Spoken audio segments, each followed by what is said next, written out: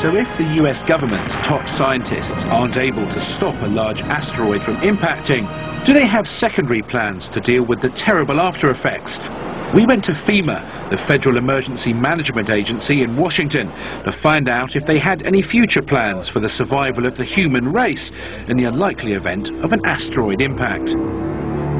In the event of an asteroid that you knew was going to hit, FEMA would probably be one of the agencies in the leadership role, as would a lot of other agencies. I would imagine, from NOAA, the National Oceanic and Atmospheric Administration, to NASA. And I imagine it would be in consultation with many agencies, and I would imagine something that significant and that horrific, catastrophic, would probably be managed from the White House, I would think. And this agency would be one of the right hands of the leadership of the country in dealing with that disaster.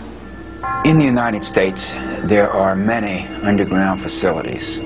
Some of them are deeply buried and very high-tech, and I might add, other countries have them as well. The Federal Emergency Management Agency is perhaps the best known. They do devote a sizable amount of resources to operating their underground installations all around the country. Mount Weather is one of the largest ones, built back in the 1950s. It's under a mountain not far from Washington, D.C. It can accommodate a large number of people, hundreds of people, a couple of thousand or more when it's in button-up status. It's really quite elaborate. Mount Weather?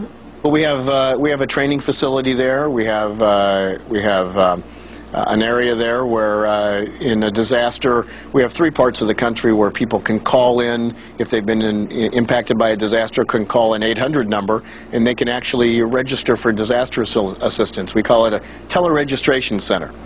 And that we have one of those out in Mount Weather, and we have one on the in Maryland, and we have one in Denton, Texas as well. Is it public record, and therefore can you tell me how many people can be safely put into the underground bases that exist in the United States? No. Can you tell me why you can't tell me?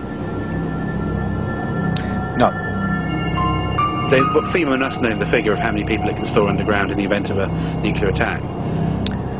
I don't know the answer to that question.